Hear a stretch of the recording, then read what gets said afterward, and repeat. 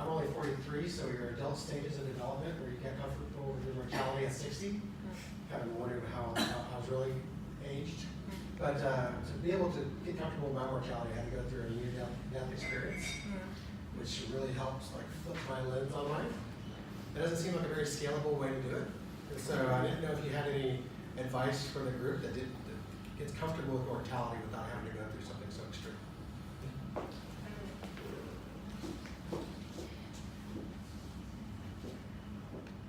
I think this goes into a lot of the common assumptions we have about topics. The same thing as depression or anxiety. We don't talk about it because it's not comfortable. And we don't want to talk about death because it's not comfortable. And I think part of why it's not comfortable is because it's so uncertain. We don't know what happens after. And I really agree with you with pondering. I think what actually is mortality? What actually is death? Like, it's not so much about what's going to happen, our past lives, all of that. Sure, we can go into that. But actually think about what is that meaning for us, right? And I have done this, which was probably a little bit morbid, but I worked through this with my psychotherapist, actually writing my own obituary. And what that did actually was to make me think about, well, what would I like to be remembered for? Not so much my achievements, but what kind of person would I like to be remembered for? Like at the end of the day, I think you've seen all these articles and research when people are nearly at the end of their lives, they're not thinking about how much money they've made, they're not thinking about the products, how many companies they've set up, they're thinking about their relationships, their regrets, the things they wish they have said to people. It's all about that, and I think to start pondering that, like, what if, then we can start thinking about, well, what can I do right now? Do you have more questions? I have one more about, can you tell more about the work with accelerators, VCs and all of that? How exactly is it happening? What's the practical side? Sure. So this was maybe about 4 years ago. I went to a networking event that I really did not want to be in, but I went anyway. And I started talking to an investor. And Beijing is one of the startup capitals in the world. Like, there's so much VC money floating around. And I said to them, I did a bit of, and back then I hadn't really quite formulated what I was doing, but I just said, what happens to stress and burnout? And I asked them, well, if your founders, the founders of the companies you've invested in, if they end up burnt out or stressed or depressed, what would you do? Like, how would you help them? He kind of looked at me like, we just fire him. And that really shocked me. Right? It shocked me on the front of, don't you care about other people? But it also shocked me at sort of the harsh reality of entrepreneurial life. Right? We think that once we get funding, it's fine, but actually that's just add-ons to the stress because it's about the return, it's about hiring people and then assimilating them into the work and then producing.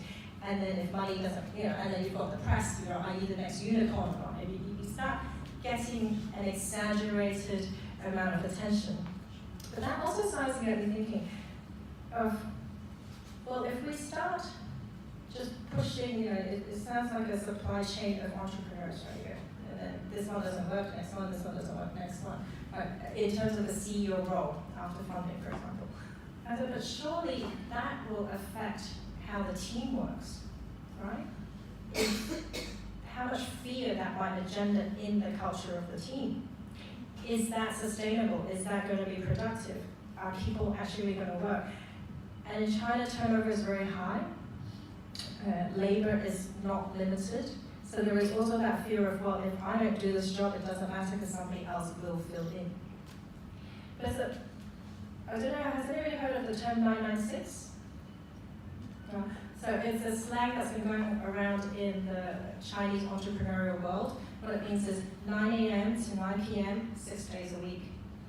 And the slang that's been the expression that's been going around after that is, if 996 doesn't work, let's call 007. And what that means is midnight to midnight, 7 days a week. And that is a work ethic, right? That is this is what we need to do. So what I'm trying to do with entrepreneurs, accelerators and VCs is say, can we stop and think about this? You know, let's just stop first and think about, is this reasonable? Is this sustainable? Does this really work? And slowly the attitudes are shifting.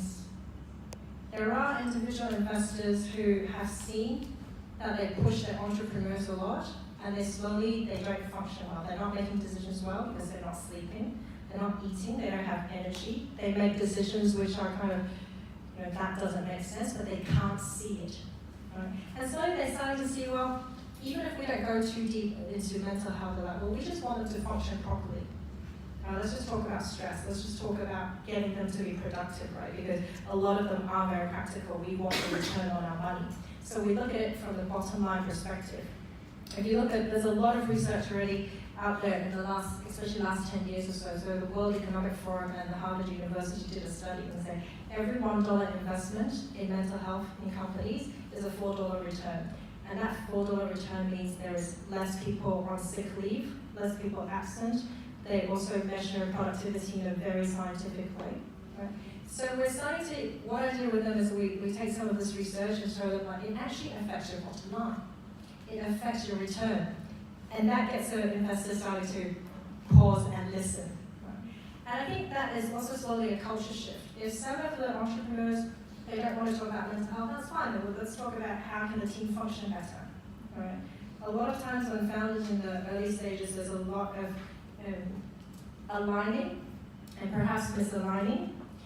And when we have a super stressed mindset, sometimes our behavior changes and we may not be speaking to each other in a way where we communicate well. You know, there may be a bit more hard feelings going on and we don't talk about it and it gets kind of swept under the carpet. And they also, we're starting to tell them, well, look at it, like, is this behavior normal? Normal as in, is this the pattern of behavior that you're used to? Or is there some changes in each other? And if so, could it perhaps be stress? Right. And let's think about it from that angle. Because if you're like this and you're not functional as a team, how are you going to make the decisions? Right? How are you going to hire people? And we look at it with them from this perspective of what is the company you're trying to create. That's it. Yeah. Thank you very much for this